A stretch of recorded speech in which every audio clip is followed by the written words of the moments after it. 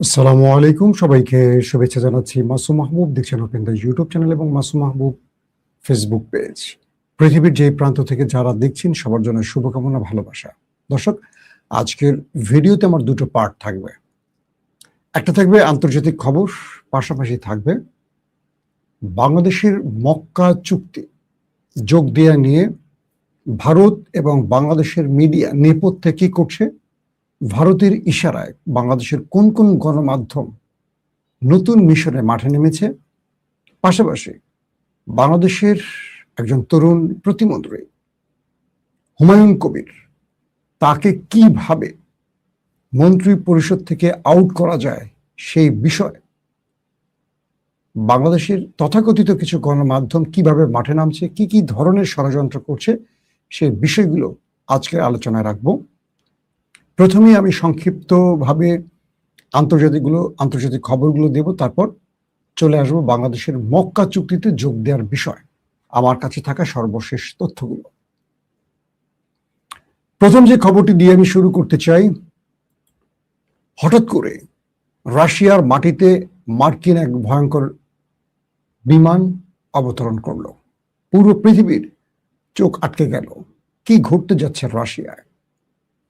কিছু সূত্র দাবি করছে যে মার্কিন প্রেসিডেন্ট ডোনাল্ড ট্রাম্পের পক্ষ থেকে বিশেষ বার্তা নিয়ে সিআইএ প্রধান তিনি রাশিয়া সফরে গেছেন। বলা হচ্ছে যে রেড ক্লিফের সিআইএ প্রধান রাশিয়ার রাজধানী মস্কোতে তার বিশেষ বার্তা বহন করে এসছেন।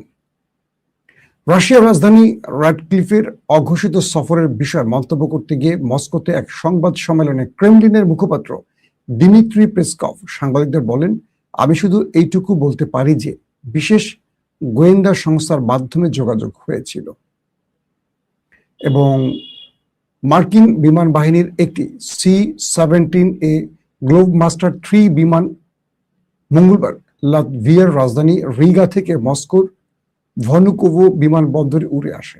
বিমানটি দুদিন আগে যুক্তরাষ্ট্রের ম্যারিল্যান্ডের জয়েন্ট বেস অ্যান্ড্রুজের নিকটবর্তী ক্যাম্প স্প্রিং থেকে সেখানে পৌঁছেছিল। এটা হলো পেসকভের একটি বক্তব্য। সিআইএ প্রধান এবং রুশ প্রেসিডেন্ট ভ্লাদিমির পুতিনের মধ্যে সাক্ষাৎ হয়নি এবং নিরাপত্তা সংস্থাগুলোর মধ্যে আলোচিত বিষয়গুলোর বিশদ বিবরণ দিতে তিনি অস্বীকৃতি জানান। অর্থাৎ এখানে রাশিয়া একটা গোপনীয়তা রক্ষা করছে, কিন্তু কিছু তথ্য বলছে যে সিআইএ প্রধানের সাথে রাশিয়ার প্রেসিডেন্ট ভ্লাদিমির পুতিনের বৈঠক হয়েছে। সেখানে যে তথ্যগুলো আসছে যে সিআইএ প্রধান র্যাডক্লিফ তিনি ভ্লাদিমির পুতিনকে বলছেন, আপনি ইউক্রেনে হামলা বন্ধ করেন। আর ভ্লাদিমির পুতিনের পক্ষ থেকে আমেরিকার উদ্দেশ্যে যে বার্তাটি র্যাডক্লিফের মাধ্যমে গেছে সেটি হলো যে তোমরা মানে আমেরিকা বা ইউরোপ ইউক্রেনকে সাহায্য বন্ধ করো। যদি তোমরা সাহায্য বন্ধ না করো, যদি যুক্তরাজ্য মানে ব্রিটেন তার অস্ত্র সরবরাহ বন্ধ না করে ইউক্রেনে, আমাদের নেক্সট আক্রমণ হতে যাচ্ছে ব্রিটেনে অর্থাৎ যুক্তরাজ্যে। যখন ভ্লাদিমির পুতিন এই কথাটি বললেন তখন সিআইএ প্রধান বললেন, যদি রাশিয়া কোন ন্যাটোভুক্ত দেশে হামলা করে অর্থাৎ যুক্তরাজ্যে হামলা করে বসে, তাহলে আমেরিকা বাধ্য হবে এই যুদ্ধে নিজেকে জড়াতে। আমেরিকা বাধ্য হবে, অর্থাৎ আমেরিকা চাইছে না কিন্তু আমেরিকা বাধ্য হবে ন্যাটোর আর্টিকেল 5 অনুযায়ী। পাশাপাশি ভ্লাদিমির পুতিন সিআইএ প্রধানকে বললেন, আমার সকল মিসাইল প্রস্তুত আছে তোমাদের দিকে এবং ইউরোপের দিকে। যদি তোমরা ইউক্রেনে তোমাদের সহযোগিতা বন্ধ না করো, যদি ইউরোপ প্রকাশ্যে বা গোপনে ইউক্রেনকে অস্ত্র সরবরাহ করতে থাকে, তাহলে আমাদের নেক্সট লক্ষ্যবস্তু তারা হবে, এতে কোনো সন্দেহ নেই। আর আমেরিকা যদি ন্যাটোর ধারা অনুযায়ী এই যুদ্ধে নেমে পড়ে ন্যাটোর কোনো দেশে আক্রমণের কারণে, তাহলে আমরা আমেরিকাকে ওয়েলকাম জানাবো এই যুদ্ধে আমাদের সাথে লড়ার জন্য। সিআই প্রধান বলছে আমরা তোমাদের অবস্থা ইরানের মতো করে দেব রাশিয়াকে। রাশিয়া বলছে যে ইরানের পা ধরে মাপ চাইছে যারা, আমরা তাদেরকে তার চেয়ে নিচে নামাবো। অর্থাৎ দুইজনের মধ্যে যে আলোচনা হয়েছে, কিছু গণমাধ্যম এই বিষয়টিকে ঠিক এভাবে বর্ণনা করেছে। যদিও পেসকভ তিনি বলছেন যে ভ্লাদিমির পুতিনের সাথে তার দেখা হয়নি বা এরকম, মানে তিনি এই বিষয়টিকে এড়িয়ে যাওয়ার চেষ্টা করছেন।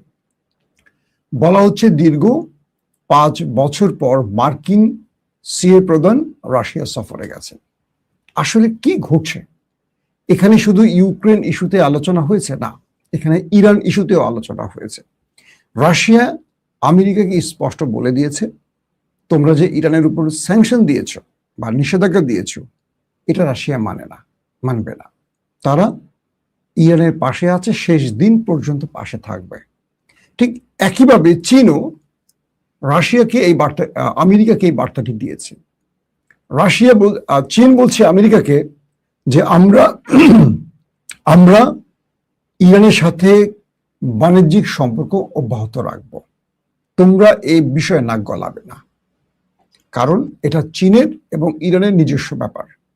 তোমরা চীনের কোনো কূটনীতি বা পররাষ্ট্রনীতি কিংবা বাণিজ্য নীতি 1000 মাইল দূর থেকে চীনকে চাপিয়ে দিতে পারো না। চীন তার পূর্বের অভিজ্ঞতা অনুযায়ী বা পূর্বের মতোই ইরানের সাথে তাদের সকল বাণিজ্যিক সম্পর্ক অব্যাহত রাখবে। চীন স্পষ্ট করে বলে দিয়েছে আমেরিকাকে, তোমাদের এই স্যাংশন আমাদের কিচ্ছু যায় আসে না, আমরা ইরানের সাথে প্রয়োজনে আরো ভালো বাণিজ্য নীতিতে পৌঁছতে চাই। আরো ভালো মানে কি, এখন যেহেতু ইরান এই নিষেধাজ্ঞার জন্য বড় রকম চাপে পড়ে যাবে, তাই প্রয়োজনে আমরা ইরানকে আরো বেশি সহযোগিতা করতে চাই। তো এই দুটো দেশের স্পষ্ট বার্তা হলো তারা ইরানের পক্ষে থাকতে চায়, তারা ইরানের হাত ছাড়তে চায় না। এবং ইরানের বিমান প্রতিরক্ষা প্রধান আজকে বলছেন যে সাম্প্রতিক দুটি যুদ্ধে শত্রু যুদ্ধ বিমান ও কৌশলগত ড্রোন আঘাত হানায় তার বাহিনীর সক্ষমতা প্রমাণিত হয়েছে এবং সেই শিক্ষা এখন নতুন কৌশল ও স্থানীয়ভাবে নির্মিত ব্যবস্থার কাজে লাগানো হচ্ছে। অর্থাৎ ইরান এখন নিজেরাই নিজেদের আকাশ প্রতিরক্ষা সিস্টেম তৈরিতে মনোযোগী হয়েছে এবং তৈরিতে তারা সাকসেস পাচ্ছে। পাশাপাশি তারা বলছে মার্কিন অনেক হামলা তারা প্রতিহত করতে পেরেছে, যার কারণে ইরান এই জায়গায় এখন একটা বৈপ্লবিক পরিবর্তন আনতে যাচ্ছে। পাশাপাশি ওমানের সাথে ইরানের বৈঠক হয়েছে গতকালকে এবং ইরান স্পষ্ট বলে দিয়েছে যতক্ষণ আমেরিকা তার নেভাল ব্লকেট তুলে এই অঞ্চল ছেড়ে না যাবে ততক্ষণ হরমুজ বন্ধ থাকবে। আবার পাকিস্তানের সেনাপ্রধান আসিম মুনিরের মাধ্যমে ইরানের কাছে আমেরিকা বার্তা পাঠিয়েছে যে যদি হরমুজ প্রণালী ইরান খুলে দেয় তাহলে ইরানের উপর সকল নিষেধাজ্ঞা প্রত্যাহার করা হবে। তার মানে আমেরিকা ইরানের উপর যে নিষেধাজ্ঞাগুলো দিয়েছে সেই নিষেধাজ্ঞা দিয়েও ইরানের কিচ্ছু করতে পারছে না। এই পরিস্থিতির মধ্যে এখন আটকে আছে আমাদের ট্রাম্প চাচ্ছ। অন্যদিকে ইরানের সেনাবাহিনীর মুখপাত্র মোহাম্মদ আকরামানিয়া ঘোষণা করেছেন যে যুদ্ধে ধ্বংস হওয়া অবকাঠামো পুনর্নির্মাণে ইরান উল্লেখযোগ্য অগ্রগতি করেছে এবং নতুন সামরিক সরঞ্জাম পেয়েছে। ইরানের উপ পররাষ্ট্রমন্ত্রী কাজেম গারিবাদি বলেছেন ওমানের সঙ্গে একটি অস্থায়ী ট্রানজিট চুক্তি থাকা সত্ত্বেও হরমুজ প্রণালী বন্ধ রয়েছে। তিনি জোর দিয়ে বলেন জলপথটি পুরোপুরি খোলার আগে ওয়াশিংটনকে অবশ্যই সমঝোতা স্মারকের অধীনে দেয়া প্রতিশ্রুতিতে ফিরে আসতে হবে। মার্কিন প্রেসিডেন্ট ডোনাল্ড ট্রাম্প বলেছেন যে প্রণালীটি মানে হরমুজ প্রণালীটির আন্তর্জাতিক জলসীমা থেকে সমস্ত মাইন অপসারণ করে নিষ্ক্রিয় করা হয়েছে এবং তেহরানকে সতর্ক করা হয়েছে যে নতুন মাইন স্থাপনকারী যে কোনো জাহাজ ধ্বংস করা হবে। মার্কিন পররাষ্ট্র দফতর আল জাজিরাকে জানিয়েছে যে তেহরানের অবশিষ্ট আর্থিক যোগানগুলো বন্ধ করে এবং সাম্প্রতিক নিষেধাজ্ঞার পর দ্রুত পরবর্তী পদক্ষেপ গ্রহণের মাধ্যমে ওয়াশিংটন ইরানের এই দীর্ঘদিনের হুমকির অবসান ঘটাতে সুনির্দিষ্ট পদক্ষেপ নিচ্ছে। দর্শক আসেন এবার বাংলাদেশের খবরে চলে আসি। বাংলাদেশের খবর বলতে গেলে আমাদের এখন সবচেয়ে বড় টেনশন একটি ইস্যু নিয়ে, সেটি হলো মক্কা চুক্তি। আমি গত কয়েকদিন ধরে এই মক্কা চুক্তি নিয়ে সিরিজ কথা বলছি। তার কয়েকটা কারণ আছে। আমি যখন বাংলাদেশের কোনো একটি ইস্যু নিয়ে কথা বলি, ধরে নেবেন বাংলাদেশের অনেক বড় একটা স্বার্থ সেখানে জড়িয়ে আছে। আমি নিছক মানে একদম বাগডুম নিয়ে কথা বলতে চাই না, কিংবা ভিউ বাড়ানোর জন্য ওই আজগুবি বিষয়, কারো ভিডিও লিক, ওই লিক, সেই লিক, এগুলো নিয়ে কথা বলতে চাই না। যেখানে বাংলাদেশের স্বাধীনতা, সার্বভৌমত্ব প্রশ্নের মুখে, সেখানে আমি সাধারণত কথা বলার চেষ্টা করি। আমি বলছিলাম যে আমার খুব প্রিয় মানুষ হুমায়ুন কবির ভাই, তার উপর হঠাৎ করে চাপ আসছে, আপনারা দেখেছেন। আচ্ছা, আমাদের আলগা মোমেন পররাষ্ট্রমন্ত্রী বা হাসাও মাহমুদ, তাদের তো দ্বৈত নাগরিক ছিলেন তারা। একজন হাসাও মাহমুদ ইউরোপের, আর আলগা মোমেন ছিল মার্কিন যুক্তরাষ্ট্রের। পাশাপাশি আরো কয়েক ডজন আওয়ামী লীগের এমপি মন্ত্রী, তাদের দ্বৈত নাগরিকত্ব ছিল। গত 15.5 বছরে প্রথম আলো, ডেইলি স্টার কিংবা আওয়ামী গণমাধ্যম কিংবা বাংলাদেশের কোনো মাধ্যম তাদেরকে নিয়ে একটা প্রশ্ন তুলেছে? আপনারা দেখেছেন কেউ? আমি দেখিনি, আপনারা দেখেছেন কিনা? হঠাৎ করে কেন বাংলাদেশের নতুন টেকনোক্রেট প্রতিমন্ত্রী হুমায়ুন কবিরকে নিয়ে এই প্রশ্নটি আসছে? কিছু তথ্য বলছে ভারত মক্কা চুক্তিতে বাধা দেওয়ার জন্য তার সবগুলো পথ অতিক্রম করতে চায়। কূটনৈতিক চেষ্টা অব্যাহত রেখেছে, থ্রেট অব্যাহত রেখেছে, তাদের সকল পরিভাষা, ভাষা অব্যাহত রেখেছে বাংলাদেশের সাথে বা নতুন সরকারের সাথে। একজন ব্যক্তি কোনোভাবে কথা শুনছে না, তার নাম হলো পররাষ্ট্র প্রতিমন্ত্রী। বাংলাদেশের বিএনপির সিনিয়র কজন নেতা, তাদের সাথে ভারত কথা বলেছে। তারা বলছে যে আমরা এই বিষয়ে ওয়াকিবহাল নই বা এই বিষয়ে আমাদের কোনো কিছু করার নেই। এই বিষয়টা ডিল করছেন দুজন ব্যক্তি, একজন প্রধানমন্ত্রী তারেক রহমান, অন্যজন প্রতিমন্ত্রী হুমায়ুন কবির। তাহলে ভারত বিএনপির কোন কোন মন্ত্রীদের সাথে কথা বলছেন আপনারা আন্দাজ করতে পারছেন তারা কারা? তারা কিন্তু গুরুত্বপূর্ণ ব্যক্তি, কিন্তু এই দফতরের নয়। বলা হচ্ছে যে ভারত তার প্রত্যেকটি গণমাধ্যম ইতিমধ্যে বাংলাদেশ এবং এই পররাষ্ট্র প্রতিমন্ত্রীর বিরুদ্ধে এবং মক্কা চুক্তি নিয়ে জোরে সোরে সংবাদ প্রচার করছে। দেখবেন ভারতের প্রত্যেকটা গণমাধ্যম। এবং এই প্রতিমন্ত্রীকে চাপে ফেলতে বা এই পদ থেকে সরাতে বা যে কোনো ভাবে তাকে সরানোর জন্য বা তাকে ম্যানেজ করার জন্য সব রকম পথ অতিক্রম করতে চায় তারা। কি হলো?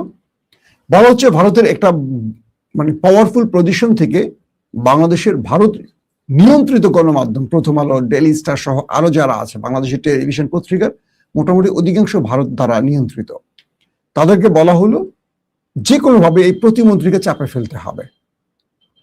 এবং আপনি দেখবেন যে যখন তিনি মক্কা চুক্তি ইস্যুতে পজিটিভ কথা বলছেন এবং তিনি বলছেন যে বাংলাদেশ মক্কা চুক্তিতে যেতে চাচ্ছে বা যেতে মানে মক্কা চুক্তিতে বাংলাদেশ মক্কা চুক্তিতে বাংলাদেশ যাবে, এই বিষয়ে বাংলাদেশ সরকার পজিটিভ বা তারা এই বিষয় নিয়ে ভাবছেন, তখনই লেগে গেল তার বিরুদ্ধে।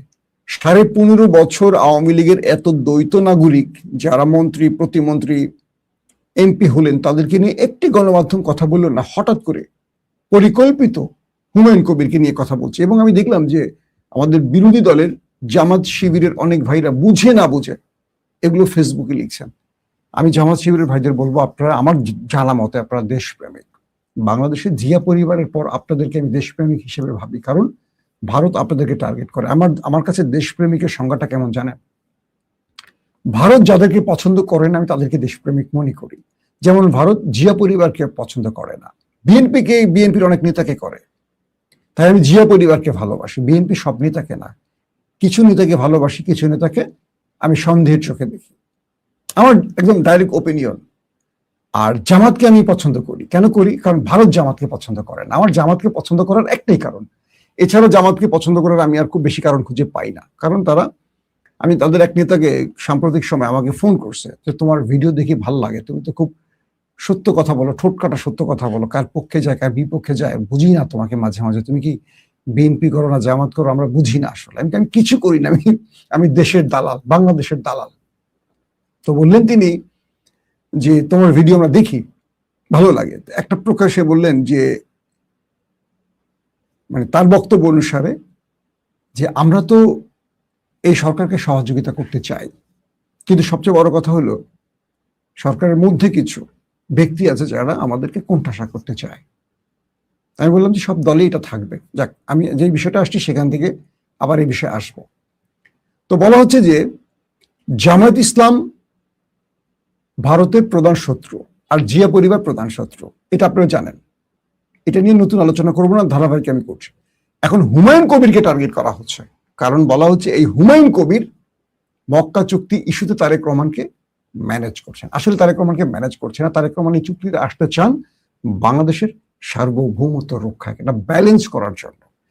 এই 54-55 বছর ধরে ভারতের ইশারায় বাংলাদেশ চলছে। তারেক রহমান চান না বাংলাদেশ ভারতের ইশারায় চলুক, বাংলাদেশ বাংলাদেশের সরকারের ইশারায় চলবে, জনগণের ইশারায় চলবে, এটা তারেক রহমান চান। এখন হুমায়ুন কবিরকে কিভাবে এই পথ থেকে সরানো যায়, তাকে চাপে ফেলা যায়, যে কারণে এই প্রথম আলো গং লেগে গেছে। এখন আপনারা নিজেরাই বলেন, আপনারা কি বাংলাদেশের পক্ষে নাকি ভারতের পক্ষে? তাহলে কালকে থেকে দেখছেন প্রত্যেকটা টেলিভিশন টক শোতে, ফেসবুকে, বিভিন্ন জায়গায় ফিফথ কলামের লোকেরা কিভাবে হুমায়ুন কবিরকে ধোয়া শুরু করেছে দেখেছেন আপনারা। ফিফথ কলাম তো বারবার বলছে, নতুন করে বলবো না। বিদেশি এজেন্টদের বাংলাদেশের চাকর বাকর গুলোকে আমরা ফিফথ কলাম বলি। ওদের এজেন্ট যারা বাংলাদেশে থাকে, তারা যারা এই ন্যারেটিভের পক্ষে কথা বলে, মানে মোসাদ এবং রয়ের পক্ষে, তারা হলো ফিফথ কলাম। তো খুব স্পেসিফিক ভাবে ভালো করে খেয়াল করবেন, হুমায়ুন কবিরকে নিয়ে সোশ্যাল মিডিয়া এবং টেলিভিশনগুলোতে, অধিকাংশ টেলিভিশনগুলো বুঝে না বুঝে হোক সংবাদ প্রচার করছে। তিনি বলছেন জ্বালা, এত জ্বালা কেন? মঈনুদ্দিন ফখরুদ্দিনের 2008-এর মতো জ্বালা উঠছে? কাকে বলছে? প্রথম আলোকে বলছে। একটি বিষয় মনে রাখতে হবে, তার বিরুদ্ধে হানি ট্র্যাপ থেকে শুরু করে আরো বড় বড় ট্র্যাপের গল্প আসবে। তার বিরুদ্ধে ডিফেক ভিডিও আসতে যাচ্ছে, এমন আভাস পাওয়া যাচ্ছে। তাকে দুনিয়া থেকে সরানোর পরিকল্পনা হতে পারে। তার উপরে আরো বড় বড় অ্যাসাসিনেশন আসতে পারে। সকল কিছু মাথায় রেখে আমাদের এই সরকারের পাশে থাকতে হবে, পররাষ্ট্র প্রতিমন্ত্রীর পক্ষে থাকতে হবে, তারেক রহমানের পক্ষে থাকতে হবে, কারণ তারেক রহমান সঠিক পথে আছেন। যদি দেখি তারেক রহমান এই মক্কা চুক্তি পক্ষে না দাঁড়ান বা এই মক্কা চুক্তিতে বাংলাদেশ না আসে, আমরা ধরে নিব তারেক রহমান ভারতের ভয়ে মাথা বিক্রি করে ফেলেছেন। কারণ এই মক্কা চুক্তি সব দিক থেকে বাংলাদেশের পক্ষের এবং বাংলাদেশের স্বার্থের। আমি ওপেন একদম ডাইরেক্ট বলছি, যদি বাংলাদেশ মক্কা চুক্তিতে প্রবেশ করে, ধরে নিব তারেক রহমান ভারতের বিরুদ্ধে চ্যালেঞ্জ গ্রহণ করেছেন। যদি তিনি গ্রহণ করতে না পারেন, তাহলে ধরে নিব বিএনপি কোথাও বিক্রি হয়ে গেছে। আমাদের আশা আর থাকবে না বিএনপির প্রতি, আমার খুব স্পষ্ট বার্তা। তো এখন যে বিষয়টি তৈরি হয়েছে, আমাদের দেশে ভেতরে মিডিয়াগুলো এখন উঠে পড়ে লেগেছে। এতদিন ধরে বিএনপিকে বারবার বলেছিলাম যে মিডিয়াগুলোকে সংস্কার করেন। আওয়ামী লীগের ফ্যাসিস্টরা বসে আছে মিডিয়াতে, জাস্ট তারা বিএনপি সেজে বসে আছে, আসলে তারা বিএনপি না। তাদের মধ্যে এখন মূল খেলাটা কি জানেন? বিএনপি আর জামাতের মধ্যে দূরত্ব তৈরি করতে মিডিয়া বড় ভূমিকা নিচ্ছে। এই রাশেদ, নুরুরা, তাদের টার্গেট আওয়ামী লীগ না। কোন একটি জায়গায় আওয়ামী লীগ নিয়ে কথা বলতে দেখছেন রাশেদ বা নুরুকে? তাদের প্রত্যেকের ভাষা শুধু জামাতের দিকে। কেন ভাই? বাংলাদেশের জামাত বিএনপির প্রতিপক্ষ, বিরোধী দল হিসেবে জামাতের আসন কয়টা? জামাত বাংলাদেশে খুব শীঘ্রই ক্ষমতায় আসার সম্ভাবনা আছে, কিন্তু বাংলাদেশে যে জামাত বিএনপি গত 20-25 বছর ধরে সীসাগলা প্রাচীরের মতো এক হয়েছিল, তাদের বিরুদ্ধে কথা বলছে। আর যেই আওয়ামী লীগ 15.5 বছর ধরে অজস্র হাজারো লক্ষ মানুষকে হত্যা করেছে বিরোধী দলের, তাদের নিয়ে আমরা কথা বলছি না কেন? এটা রাজনীতি নাকি কুরাজনীতি? আমার কাছে একদম খুব সহজ বাক্যে আমি যে ব্যাখ্যাটা বুঝি। তো আমাদের টার্গেট জামাত দমন না আওয়ামী লীগ দমন? নুরুর রাশেদের কাছে এই প্রশ্ন, আপনাদের প্রত্যেকটা বক্তব্য জামাতকে নিয়ে কেন? জামাত বাংলাদেশের মানে বিএনপিকে কোনো বড় চ্যালেঞ্জ দিতে পারছে? এরা তো সরকারে আসবে কি? এরা তো বিরোধী দলেরই এখনো যোগ্য হতে পারেনি। এদের নিয়ে তো ভয় পাওয়ার কিছু নেই জামাতকে নিয়ে। জামাত আগে তৈরি হোক, সময় আছে। বিএনপি ফল্ট করলে, বিএনপি ভুল করলে জামাতের সুযোগ তৈরি হবে, নতুবা জীবনে জামাত ক্ষমতায় আসবে না। তো বিএনপি সেই ভুলে যাবে কেন? এটা হলো আমার প্রশ্ন। বিএনপি সঠিক পথে হাঁটুক, তাহলে জামাতের স্বপ্ন ভেঙে যাক, কারণ বাংলাদেশের মানুষ মধ্যমপন্থী একটা দল পছন্দ করে, না আওয়ামী লীগ না খুব কট্টর। এখন আসেন মক্কা চুক্তি ইস্যুতে সম্ভাব্য টার্গেট কি? যে কোনো ভাবে সরকার বাংলাদেশের মধ্যে বড় ম্যাসিভ আকারে কিছু দুর্ঘটনা ঘটবে, আগুন, বিভিন্ন জায়গায় সন্ত্রাসী হামলা, বিভিন্ন জায়গায় জঙ্গি হামলা, বাংলা ভাইয়ের মতো শায়েক রহমান বাংলা ভাইরা যা করছে এগুলো তো করছে ভারত এবং আওয়ামী লীগ পরিকল্পিতভাবে। এরকম জঙ্গি হামলার ঘটনা ঘটতে পারে। দুই, কাউমির একটা গ্রুপ আছে যারা আওয়ামী লীগ পন্থী, একটা গ্রুপ, বলছে সবাই না, তাদেরকে মাঠে নামানো হবে বিভিন্ন ইস্যুতে সরকারকে টালমাটাল করার জন্য। বাংলাদেশে হঠাৎ করে আরো বড় কিছু অঘটন ঘটবে যেটার পুরো সেন্টিমেন্ট সরকারের বিরুদ্ধে চলে যাবে। তিন, পররাষ্ট্রমন্ত্রীর উপর কোনো অ্যাসাসিনেশন আসতে পারে। চার, তারেক রহমানকে বিএনপির ভেতর থেকেই কোনো বড় ষড়যন্ত্রে আটকানোর চেষ্টা করা হতে পারে। এরকম ধাপে ধাপে ধাপে অনেকগুলো ভারতের শেষ কার্ডগুলো ব্যবহার হবে বিএনপি সরকার বা তারেক রহমান বা হুমায়ুন কবিরের বিরুদ্ধে। বাংলাদেশের প্রত্যেকটা দেশপ্রেমিক সংগঠন দলকে তারেক রহমানের পাশে দাঁড়াতে হবে, তার সিদ্ধান্তকে বা তার বাংলাদেশ ফার্স্ট নীতির উপর সবাইকে অটল থাকতে হবে। আর হুমায়ুন কবিরকে এইটুকু সাহস দিতে হবে, ভয় পাবেন না, আমরা পাশে আছি। এইসব প্রথম আলোর ডেইলি স্টার, অখাদ্য কুখাদ্য ডাস্টবিনের টিস্যু পেপারগুলোকে আমরা মূল্যায়ন করি না। এই দেশের মানুষ প্রথম আলো যা বলে তার এগেনস্টে থাকে, মনে রাখবেন। প্রথম আলো যে সংবাদটি দেবে আপনারা তার উল্টে দাঁড়াবেন। প্রথম আলোর ভালো মানুষের সংবাদগুলোকে আপনারা বিশ্বাস করে আর দেশকে ধ্বংস করবেন না। যেই প্রথম আলো শেখ হাসিনার জন্মদিনে পুরো পেজ জুড়ে শুভ জন্মদিন প্রধানমন্ত্রী লিখতে পারে, সেই প্রথম আলোর উদ্দেশ্য কি আপনারা জানেন না? সেই প্রথম আলো এখন তার নাগরিকত্ব, দ্বৈত নাগরিকত্বের প্রশ্ন তুলছে। বাংলাদেশের সংবিধানে পার্লামেন্ট সদস্যদের নাগরিকত্ব নিয়ে প্রশ্ন আছে। কোন টেকনোক্রেট মন্ত্রী প্রতিমন্ত্রীর দ্বৈত নাগরিক ইস্যুতে সংবিধানের কাছে আমার জানা মতে এখনো বড় কোনো সিদ্ধান্ত নেই, মানে সংবিধান কিছু বলেন এই বিষয়ে। হয়তো সংবিধান বিশেষজ্ঞ আলোচনা করে একটা সিদ্ধান্ত নেবেন।